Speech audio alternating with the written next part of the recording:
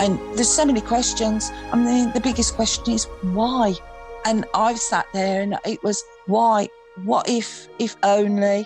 But the biggest question, and I say every morning to this picture, is why? Why did you leave me?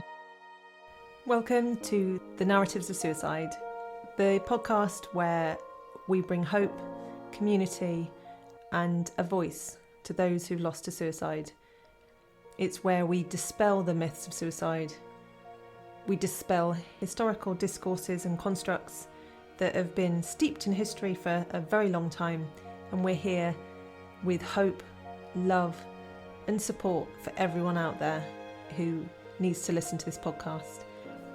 I'm so sorry you're here, but I do hope it can give you something to use in your healing process, to be able to pick up the pieces of suicide and put them back together again in the best possible way that you can. Hi everybody, today we welcome Jane from the UK in the Midlands. Jane, very warm welcome here to talk with us today. Very grateful to have you here. Jane lost her husband Terry, sadly, almost 2 years ago now as we record this. So whenever you're listening, it was nearly 2 years ago that Jane's into her journey with grief. And I found Jane through her charity that she started since she lost Terry. So it'd be an interesting conversation to have today about what's taken her on that journey and what she's doing. We know her grief now and life now. Welcome, Jane. Really nice to have you here. Thank you for asking me. Yeah, it's hard, I know, to share stories. It's hard to share what you've been through. Feel free to share as much as you like. So tell us about the charity first. What's your aim with this charity? Oh, TRH Charity, isn't it? it is. And it's the TRH Charity, named after Terence Robert Hodgson. That's his name. Basically, it is to support those with mental health. But my aim is to support those that are left behind by suicide, because the day after, I sat there and looking through the iPad, looking for support, and there was just nothing out there. So later on down the line, after the funeral and everything, I had a chat with Terry's son, Gareth, and my sons, Sam and Callum, and said, I really feel that I need to do something, turn this negative into a positive. And it was through the talking to the boys that I realised that I wanted to start the charity to support people like myself and to let them know that they're not on their own and I've been in their shoes, and to just help along the way. Yeah, thank you so much for doing that, because there isn't enough out there across the world, really. No. There's not enough proactive support. A lot of it we have to find ourselves, a lot of it. That's right. I mean, yeah. I have found that you mentioned suicide and it's a taboo subject. People want to sweep it under the carpet. Well, I'm sorry. No. This has to be challenged. 100%. We have to come together. We have to stand together. We are survivors. Yeah, we're here, aren't we? Living with the legacy almost. And we are. We're not going to be silent through it, are we? That's why you're here today, to say that. We're not ashamed or too proud to say, we're here and we're living with this. That's right. Yes. Yeah. And you've got the support of your family to do the charity, which is amazing. My family and some very dear friends have come on board. And we do charity events, what we've been doing to raise funds so that we can get a registered charity number for the charity. We've been doing afternoon tea events. Obviously, we've been hit by COVID. We've done online raffles. It started off with me and my dear friend, Linda, by doing car boot sales. Simple. Just to start it off, absolutely simple. And we're getting there. We are getting there. And hopefully by the end of the year, we're going to do a Christmas event in Birmingham. And hopefully we will reach that number so that we can get our registered charity number for Terry's charity. Yeah. And then once you've got the charity number, the fundraising can be easier as well, can't it, I guess? Well, that's right. And I mean, Terry worked for 2 big companies in Birmingham. Actually, 2 big companies throughout the country. Right. I've asked for help off them, but they've said you must have your registered charity number. Right. So I'm hoping once we have that charity number, they will come on board and support the charity. Great. Okay. So it's really getting to that amount you need to get the charity number, and then you think, yeah, you can at least start making a difference. That's right. And start supporting people with the funding. Great. That's right, because I have such a lot of ideas that I want to do to raise awareness that we're out there. But again, you just get blocked because you haven't got your charity number. Okay, great. Okay. Oh, so you're on the path to getting the amount you need. Again, we'll put links in, like I always do. I always put links in the podcast so people can see if they, if they can donate anything. It would really help, wouldn't it? It really would. It really would. So just giving page or something like that. Is that how you're doing? How are you doing the fundraising online? Is there any way of doing it online? Yes. I mean, if people go onto Facebook, just put TRH Charity and you will see the charity there, and you can donate through that. There is a donate page on there. Brilliant. Okay, I'll put that in the link then. Great. It's amazing. So what's the charity planning to do? Is it particular to West Midlands? Are they going to support people in the Midlands or? Yes. We're starting off in the West Midlands. And what's the plan? What ideas have you got? Well, my plan is to start a support group once a month meeting with a charity called SOBS. Yeah. Don't know whether you've heard of those. Yeah, survivors of through suicide, yeah. That's right. Yeah. So get the word out there to anybody who's been affected by suicide. It doesn't have to be wife, husband, mother, brother, sister. It can be a friend. It can be a neighbour. It can be anybody who has lost somebody to a suicide. Yeah.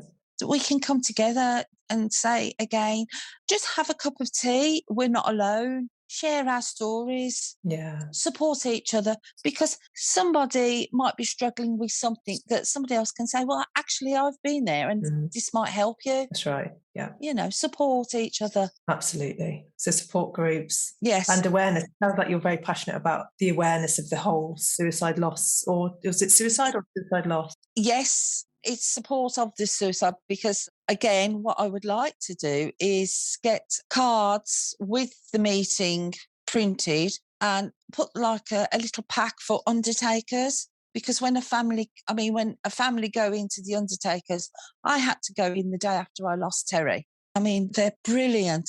They're passionate. And I've spoken to the people that did Terry's funeral, and they were saying, well, we have nothing to offer people who come in who've lost someone to suicide. So perhaps a card that just says, we're sorry you've lost someone, a beloved, through suicide. We have this support group. Yeah. Feel free to come along. Yes, perfect.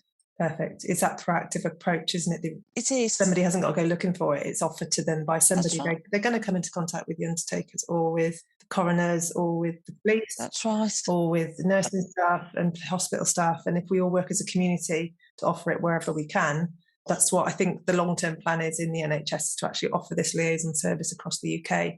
And they have put funding into it, but it's taking time to span out across the country, where somebody comes to you when you've lost to suicide and says, right, what do you need? And these are the services available to you. Right. But it's great that you can do that now, because it could be tomorrow, it could be the next day. And as soon as we start as a community working together, that's right, it would make a massive difference to me as well. It takes away that loneliness, doesn't it, of feeling? It does, because when you lose somebody to suicide, it's a different type of grief. People stop you and they say, I'm so sorry, I know how you feel. I lost my auntie who was 90 odd.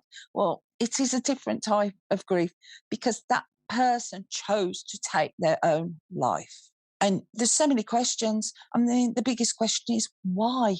And I've sat there and it was why? What if only? But the biggest question, and I say every morning to his picture, is why? Why did you leave me?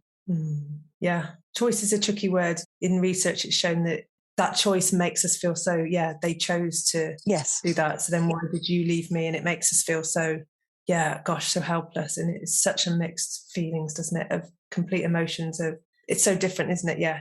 Yes. Dying of an illness, or even other sudden death through illness, or other horrible things that happen in life. It's different because of that choice factor. I mean, it is, because I had that happen, and then it was 12 weeks after I lost Terry that my father passed away.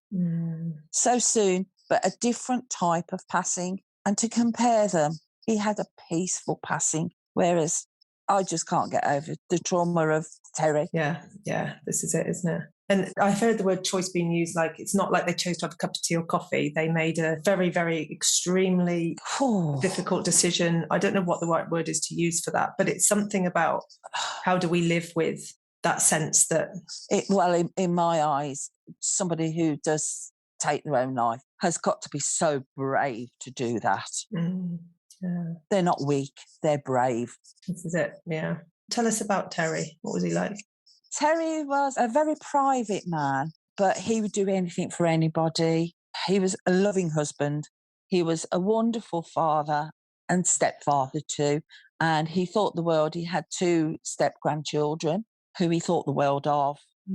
He loved his jobs. He was never out of a job, never. And I was with him 16 years. And he became unemployed twice. And within a matter of a week or 2, he got another job. Loved his cars, very much into cars. And he loved his holidays. We used to go to Tunisia twice a year. He loved going in this country too. Blackpool was one of his favourites he'd go to. But he was a very loving person, but private. He was just the world to me, just the world. Yeah. I mean, we told each other all our secrets, you know. Yeah, okay, we had our disagreements, but my gosh, we never went to bed on an argument, never. Gosh, that kind of relationship people talk about, yeah, where you were just really knew each other inside and out. And yes, we knew each other, was feeling. I mean, Terry did the last 2 months of his life. He knew he was having a breakdown because he'd already had 2. He knew he was having a breakdown and we sought medical help, but again, it was mental health. You're just on a list to be seen. And I think it just got too much for him. He did not want to be a burden. And that's what he would have thought, because he was the man of the family. And he just thought, I'm presuming, I don't want to be a burden. I don't want to be a burden to my wife. I don't want to be a burden to my son. I just think that's the way that he thought was the best way out for him. Yeah. And that's your why, isn't it? When you wake up in the morning and think, there's your why. He didn't want to be a burden. He was a lovely guy that loved you all to pieces. So he, during his breakdown, being a proud man, felt that he, especially if he was in employment, I guess he was struggling with the whole... Oh, I mean, when word got round about him, what had happened, people, I mean, the phone was going constantly, people in, and they were just saying, we can't believe he did that. I mean, one of his closest colleagues at work, she was going through an illness herself, and she said, he supported me, and I can't believe that he didn't mention what he was going through. Right, yeah, proud. You know, why didn't he pick up the phone and talk to me? Yeah, of course. Did you have any warning then? Apart from the fact he was, you knew he was emotionally struggling, the complete shock?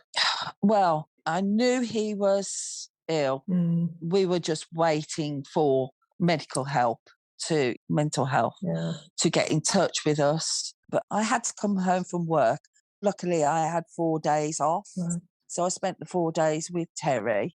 And then on my return to work, he got up and it was just like he was back to normal. Right. I came downstairs after going to the bathroom and he was standing there and he said, oh, are you going to work? I said, yes, I'm going to work. Okay. He said, I'll potter around. I said, okay. As I went out the door going to work, he came to the door with me, gave me a love, told me he loved me. And I said, I love you back. And I said, I'll phone you in my break and then I'll phone you in my lunch hour. Okay, I'll speak to you later. I rang him in my first coffee break and we had a perfectly normal conversation. He was asking me what I wanted for my tea when I got home. I told him what I'd like and he said, okay, I'll have it all ready for you. I said, are you going to be all right? Yes, I'm going to be fine. I said, well, I'll phone you at lunchtime and then I'm halfway through my shift and I'll be home. Yeah. Okay, then. He said, I love you. I said, yes. I said, and I love you too. He said, okay, see you later. And that was it. Oh, gosh. I rang at lunchtime and there was no answer whatsoever. And then after I'd finished my shift, I went home to find my house cordoned off. There was police everywhere. There was ambulances everywhere. I just I thought it was a neighbour who'd fallen. You know, we've got elderly neighbours in the street. And as I overtook the ambulance, I saw the police van outside the house, all my lights on in the house. So I knew they were at my house. Yeah. So I just stopped the car in the middle of the road and jumped out. And 2 policemen come running towards me as I was running to the house. And they just stopped me, wouldn't let me go in the house. Wow. They asked what my name was. I told them. And they said, you can't go in the house. Is there a neighbours that we can go to? I said, no, they're elderly. I don't really know. My next door neighbours were out at work because the cars weren't there. And they told me in the middle of the road that Terrier took his own life. Oh, gosh. Oh, there's no words, is there, for that? Just no words. No, I was just numb. Yeah. I just went onto the floor in the middle of the road. Yeah. It's just, my world had gone. Yeah. It's huge, isn't it? I mean, they were absolutely marvellous. The state I was in, eventually, they did let me go into the living room to sit down and they sat with me while the ambulance people were going up and down the stairs. They sent for Terry's son. They sent for my children too. You know, they were very good. Yeah. Wow. Yeah, and those are the kind of memories that you're still living with. And, you know, I mean, I can see it's how they were in their faces. Right. I can still remember the officer telling me. I can still see his face. Yeah. It was like, oh, I don't want to tell her. You could see it. It's often described like a horror story, like it's not happening to me. It's very surreal. It's very, did that happen to me? You know, I don't know if you feel that, but it is like living through a horror film or something that's not quite happening to you. It is. I mean, there's parts of it I just can't remember. Yeah. And then you just get through every day with all the everything else that comes after that, don't you? The best you can. Oh, yeah. All the things that have to be done. You struggle. And people don't realise how you struggle. I mean, I have people say to me now, you know, it's nearly 2 years, you should be over it. I will never be over it. No. Never. No. You know. I'm going to start a book on all the ridiculous things people could say, you know. Oh, yeah. Not. And also, I noticed as well, when I went shopping, I'd see people, they'd see me, and they would go into shops deliberately so they didn't have to speak to me. And I just presume it's because they didn't know what to say. Yeah. You know. Yeah. So, and you lose people through it as well. Right. That's a hurtful thing of losing people through it. Yeah, okay. How people can turn their backs on you. So just go silent, just disappear? No, just walk away, yeah. Right, wow. Yeah, there's definitely a shift in friendships. I hear a lot of shifts in friendships, and a lot of those that when they do find those that stay or that they make new after suicide loss, they're the ones for life then. It's as if your friendships with those become so important, but ones maybe, that drift away. But it's hard to do that to begin with, to watch that happen, isn't it? Because you feel... That's right.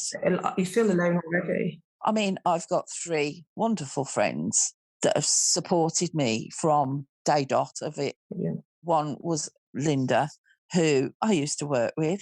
She's been by my side. I've got a friend. Well, we've grown up together. We've known each other since we were 5.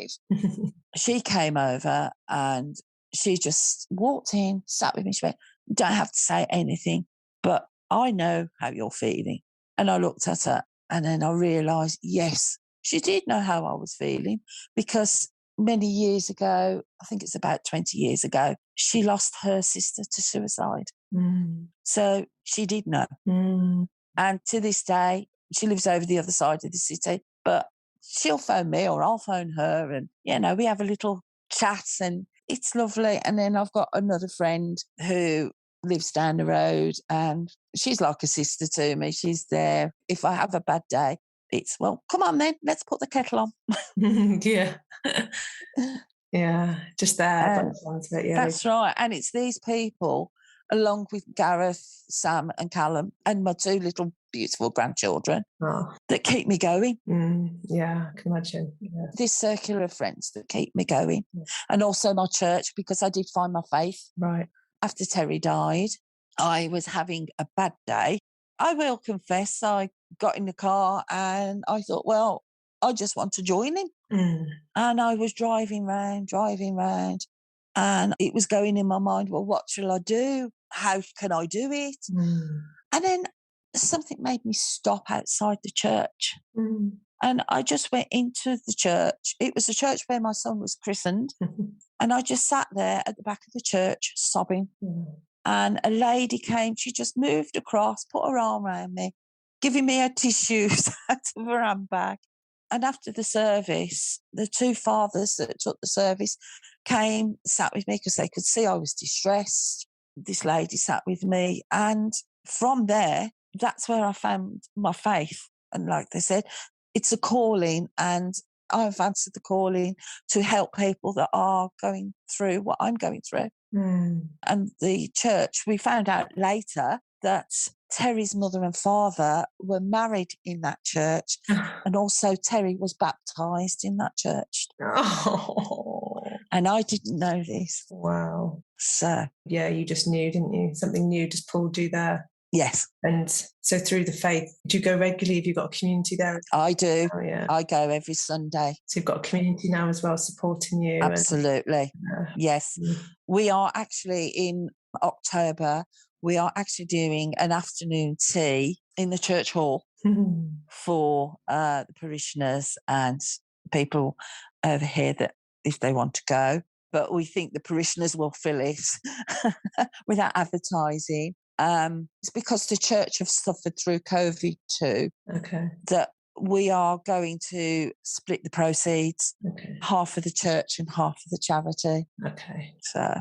Oh, yeah. What an amazing, whatever words you want to use for that, serendipity. Or, it's a journey. You know, everything that pulled you into the church. Yes. Just when and it's lovely, it's really honest of you to say that as well, because I think many people have suicidal ideation ideas after losing somebody to suicide. Yeah. And again, that goes untalked about, unheard of, unrecognised. And sometimes they can just be thoughts, and other times they can become more. And we've just got to bring that out as well, that this absolutely can happen to so many of us now that it's in our lives, can feel that bad. Absolutely. Yeah. I mean, I'll talk open and honest. Yes, I did. I did think about doing it. I wanted to be with him. But my journey is beginning to support people. That's my journey. Yeah. And you're on that journey. You're doing it. You have support to do it. Yes. You have a reason, a purpose, a drive to do it, to make something. We need more support, obviously. Yeah. But yeah. Yeah. The more you keep talking, the more we keep talking, the more charities like this pop up. They're scattered about the country, thank goodness. That's right. These small charities that support people from suicide loss, and the more we support them and keep telling our stories as well, the more that we can allow this subject to not be hidden anymore. That's right. Yeah. Swept under the carpet. Yeah. No, it's got to come out. Yeah. So you're at the moment busy with the charity. Yes. Busy with the grandchildren. Busy working. And still working. I am. Yes, I'm a nurse. So you've got lots to do. Believe it or not, I'm a nurse. So, okay. I'm a healthcare assistant, yes. Oh, wow. In one of Birmingham's hospitals, yeah. So COVID was interesting for you as well. Thank you for everything you did, because I can imagine that wasn't easy. Well, that was another thing. Whilst I was on bereavement leave, obviously, COVID came. And when you're on bereavement, you just sit there and mob, which is what I was doing. And when they're calling out for all the nurses and retired doctors and to go back, look, what am I doing sitting there? Right. What am I doing? I need to go back to work. Right. So I rang them up and I said, hell, I'm coming. No, you're on bereavement. I said, no. Oh. I said, I'm coming back. And I haven't looked back. Yeah. Gosh. I think some people work can be really helpful because it takes you away from your lounge, the house. That's right. The mundaneness of that back into some regular. That's right. It takes your brain away, especially if you're a caring person. It can take you back into caring for other people. That's right. As opposed to being in your own mind all the time. Others, work's definitely off the cards for a while, but for some it could be really helpful. So you heard that calling as well, didn't you? To go back. I did, to go back. Yeah, and it helped you as well then. So you're working. It did, yes. It got me out. It got me back into the swing of things. It got my life going back. Yeah. Life will never be the same because Terry's not here. Yeah. But life is what you make it, and I'm making it. Best it can. Yeah. Best it can be faced with. The best it can be. Yeah. With what you have now. Yes. Best it can be with what you have now. Yeah. That's a lovely place to leave it. Is there anything else you want to say before we finish? No, it's just thank you for asking me to do this. It's been a pleasure telling you about Terry and to share it with people. And if people want to go onto the TRH Charity website, please do. Yeah. Leave us a message. Love to hear from you. That would be great. Yeah, that'd be great. I'll put the links in. Thank you so much for being here. Really appreciate it. Oh, no, you're welcome. We got there in the end, didn't we? We did. Yeah, we had a few problems when we started getting onto the internet, but we're on. And yeah, it's been lovely. That's another achievement for me. Lovely talking to you. Thank you so much. And to you. All right then. Bye-bye.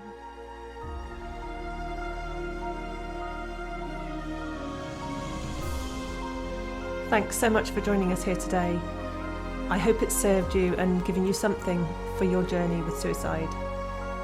Come back and subscribe, like, do whatever you need to do on your platform to help us to raise awareness of suicide, because the more we keep saying the word, the more we can gain support for us left behind, and the more we can raise awareness of the word and how society sees it and reduce this stigma that's so attached to it. Please get in touch. You can find me on my website, suicidegriefsupport.com. I really want to hear from you. But for now, please take care of yourselves and take care of each other. And remember, we are stronger together.